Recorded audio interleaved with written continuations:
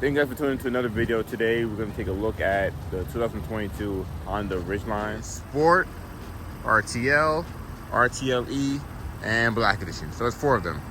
Honda used to have, I believe, 5 or 6, and they got rid of 2 trims. They've been doing a lot of downgrading over the years, and they're not the only ones. Everyone is lowering down their trim levels, getting rid of basic trim levels, and yeah, everyone's downgrading right now. With the Black Edition, this is the highest package you can get in the Ridgeline, and they come in 3 colors: white, Sonic Gray, and black. A few years ago, the Black Edition was only available in black, and then Honda added white and Sonic Gray because white is like the #1 color everyone buys nowadays. And Sonic Gray now is a color that Honda put it on the Civic and Accord and CR. Everything has Sonic Gray now. So even the Odyssey has Sonic Gray. Sonic Gray is even on the Ridgeline now too. I mean, it's kind of funny that it's a Black Edition, but you can get a white Black Edition or a Sonic Gray Black Edition. But that's the demand, and you know, Honda wouldn't make it if nobody wanted it. So whatever, right? 2022 Ridgeline's been out for a while, so there's nothing really new. But I'm pretty sure you guys haven't seen many Black Editions, maybe on your lots, or Honda doesn't produce a bunch of these. Mostly you're gonna see RTLs and RTLEs, and that's pretty much it.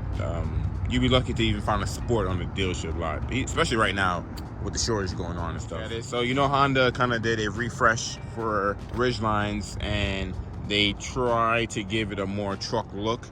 So for example, flatter grille, you get the new Power Bulge hood, new fenders, redesigned front bumpers as well, and this one is in the platinum white pearl. You can see it.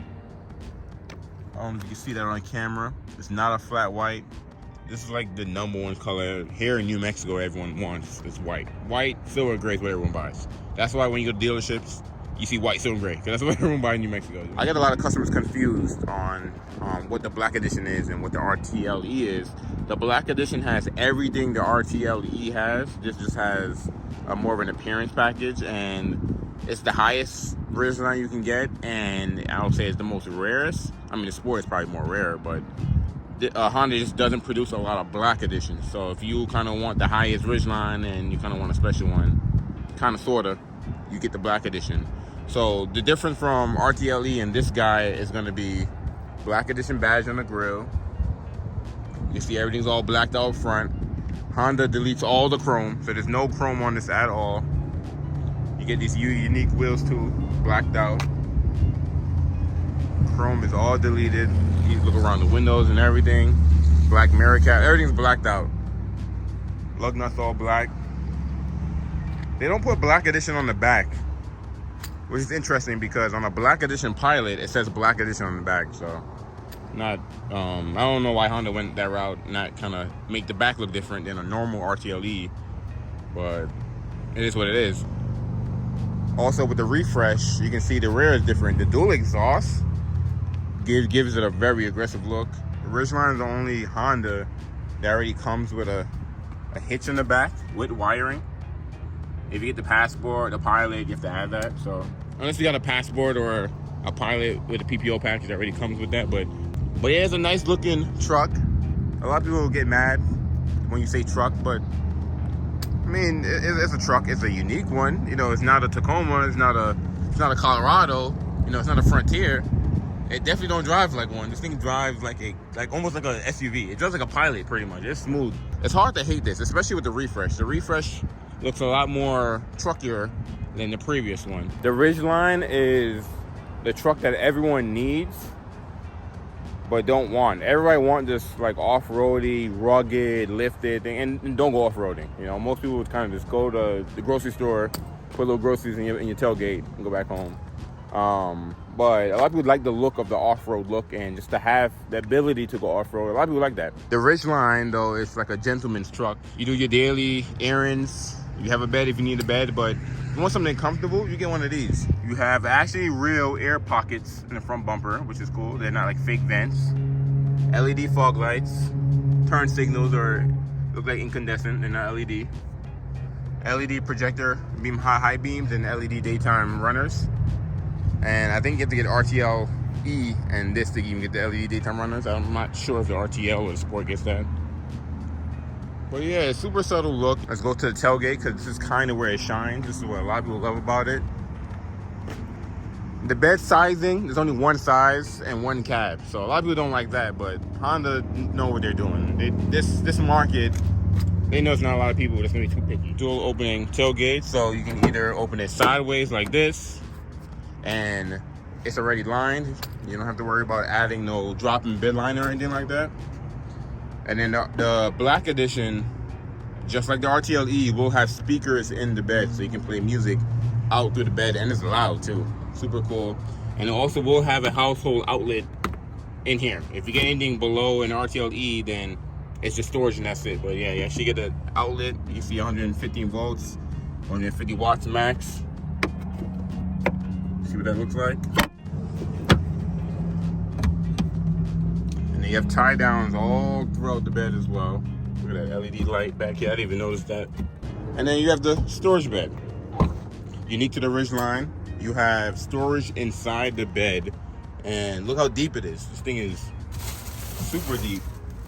Spare tires in there with your tools. But look at that.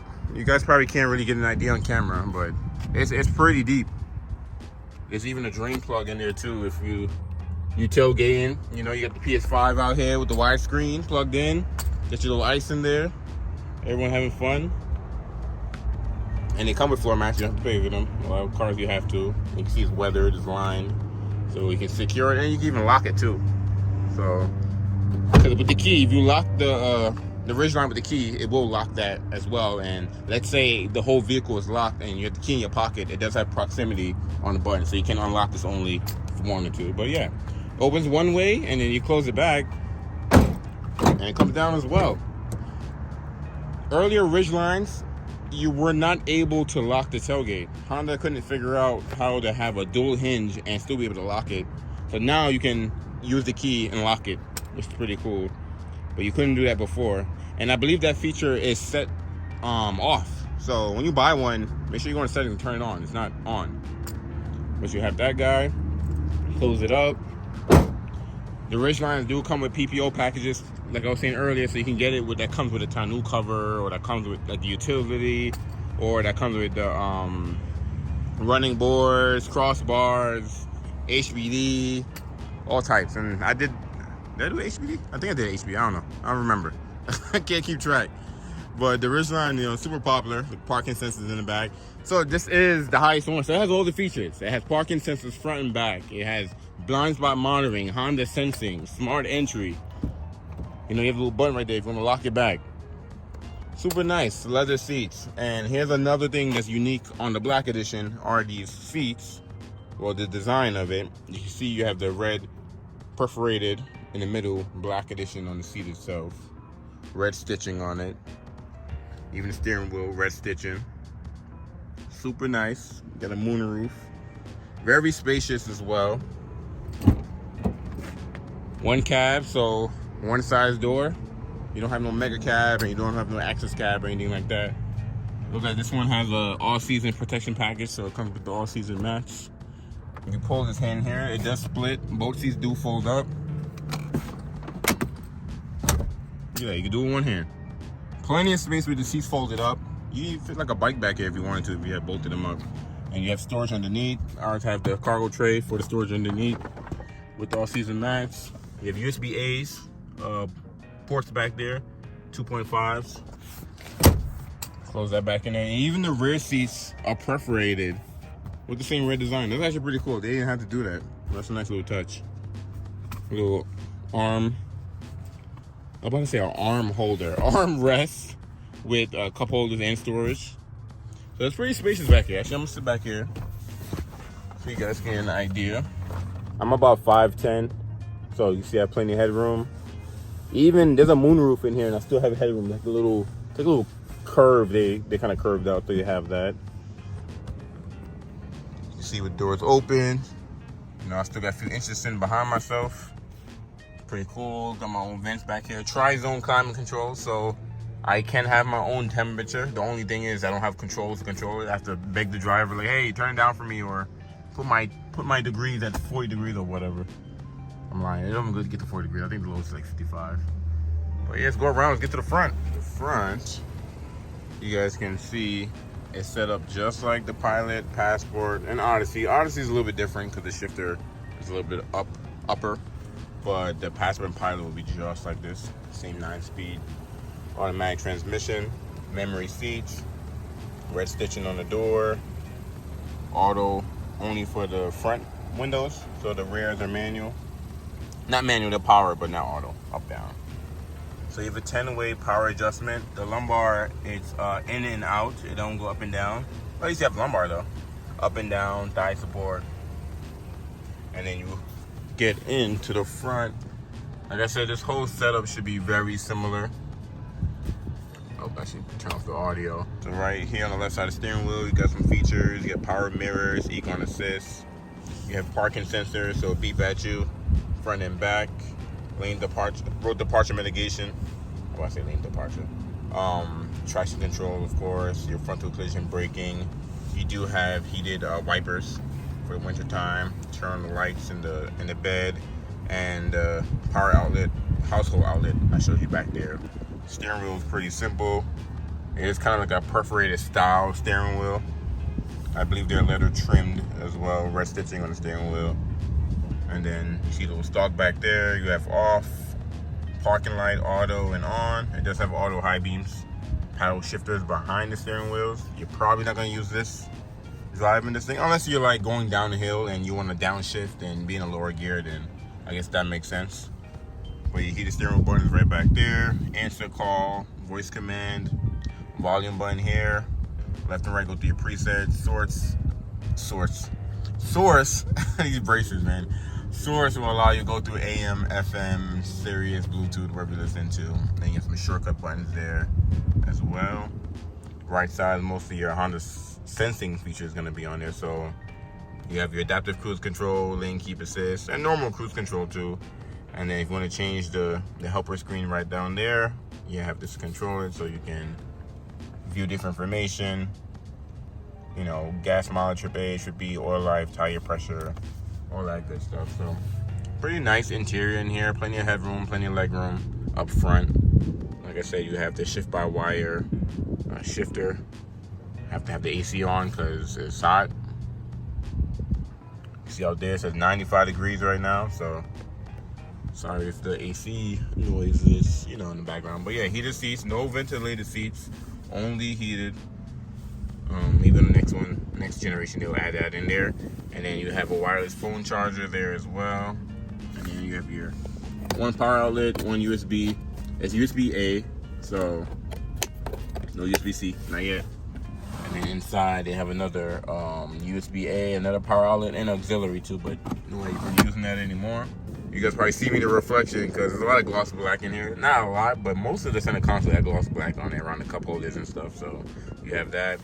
Park, reverse, neutral, drive, super easy. Sport mode too. If you push drive again, this will allow you to change the whatchamacallit, the intelligent traction management. There we go. So you have normal, snow, mud, and sand. I forgot what it was called. And then for turn off the auto stop feature, and you do have to turn that on every time you turn on the vehicle because it's not always set to off. So a lot of people always ask me, like, no, that's standard. One difference in the Ridgeline versus the Odyssey, the Pilot, and Passport is that the Ridgeline still has the older Honda Link, where the Odyssey, Pilot, and Passport has the newer Honda Link. Then that's the same Honda Link that was in the Insight. Insight is gone, but it's in the Accord as well. The Civic and HRV have their own system that they're using now too. You guys probably seen that already, but yeah, Ridgeline CRV right now is the only ones that have the older Honda Link, but they just announced the 23 CRV, and the CRV is going to be using the Civic's infotainment system. So now Ridgeline is the only one that's still using this. Garmin navigation system. You have the trunk bed audio I was telling you about, Apple CarPlay, Android Auto. You know, you have audio, satellite radio. Actually, I'll go to it and let's make sure the volume's down. There we go. And then if it's source, so you can see FM, AM, satellite radio, Bluetooth, Pandora's built in. I don't know if people use that anymore. iPod, I don't know if people use that anymore. Auxiliary, all that stuff you're probably not gonna be using. You're probably gonna be using either Bluetooth, Apple CarPlay, satellite, or FM. Tri-zone climate control, like I said earlier. Driver, passenger, and whoever sits in the rear can have 3 different temperatures. Right now they're all low, but yeah, you can turn off the rear here, or you can control, you know, their temperature back there, right there as well. So it could be 60 back there and then low over here, or you turn on the sync and you control all of them. Simple, super easy to use. The headliner is black, moonroof as well. Do have an auto dimming rear view mirror. You also have a power window back there as well. The switch for it is up here. A lot of people could never find how to open this window, but yeah, it's back here, right next to the moonroof. So the left one's for the moonroof, the right one's for your back window there. Home link is built in here, so it's built-in garage opener. So I know most cars have them like up here, but it's on the mirror itself. And then this button will turn on the auto dimming feature. But yeah, LED interior lights too. And speaking of interior lights, you do have ambient lighting as well. Not sure if I mentioned this already because this video's chopped up, but blind spot monitoring is on the inside, on both sides, instead of it being on the side mirror itself. And I'm not gonna do a full look at the infotainment system because I've done it so many times. And like I said, the Ridgeline does have an older Honda Link versus what Odyssey and Pilot and Passport has now. It's still a good system, nothing crazy, everything works. Put it, show you that we got a backup camera. You do have a multi-angle backup camera, so no 360. Honda doesn't have 360 on any of our Hondas. I know Acura has it, but Honda doesn't have it right now. Hopefully they bring it. But wide angle view, you know, you have a normal view, and then you have a top-down view too, looking straight down. And then you also had cross traffic over here too. So if you're backing up, the little arrows will show you there's a car coming from the left side, the right side, and it will warn you and all that good stuff. But back to park we go. I wasn't really gonna do the Ridgeline because I didn't think this would be something people want to see, but I've been getting a lot of requests to do all the cars, all the Hondas. So people are kind of actually, oh yeah, look, you can see how it is on now. Daytime runners on. I've sold a bunch of these, and everyone that buys them, they love them, you know, it's comfortable. That's the thing. At the end of the day, they're comfortable. You're not gonna drive no other truck that drives like this. This thing is smooth. You can go across the country and just be comfortable. You're not going over bumps, hitting your head on the ceiling. It's all rough. Like the Tacoma have the weirdest seating position I've ever. Not even just the Tacoma, the 4Runner too. So it is weird how they have it where your legs are more forward and it's weird. The Canyon and the Colorado, I mean, they just announced the new Colorado, so they finally redesigned it. It's been like 8 years, but those, like I said, they're more rugged side, they're more rough, you know. This thing is super smooth. I'm not sure if Honda's gonna redesign the Ridgeline for 23 or wait for 24. We're just gonna have to wait and see.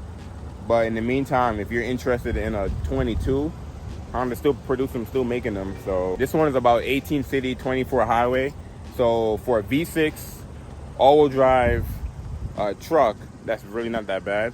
And speaking of all-wheel drive, so the intelligent all-wheel drive system that's on the Ridgeline is actually pretty cool because it sends power front and back and side to side, which improves handling in the snow, or you know, you're in a different type of terrain or anything like that. It's pretty cool. It tows up to 5,000 pounds, but Honda recommend you get the transmission cooler before towing 5,000 pounds. They're saying without the transmission cooler, they recommend you tow up to 2,500 pounds. So a lot of people think that, you know, just because there's a hitch back here, it's ready to go for 5,000, but Honda recommends a transmission cooler. So just give you guys the heads up. A lot of stuff people probably not gonna tell you guys. So, and since we parked this bad boy back, let's go take a look at a Sonic Gray Pilot real fast. So you got smart entry, smart lock as well. And I did a video on this HPD Passport here. Click the link above to check that out. But just to kind of give you an idea what Sonic Gray looked like, this Sonic Gray on a Pilot, and imagine all this gray on this guy. And I do have an rtl-e here too, so if you, oh man, I got the traffic, you probably can't hear me, I don't have to scream.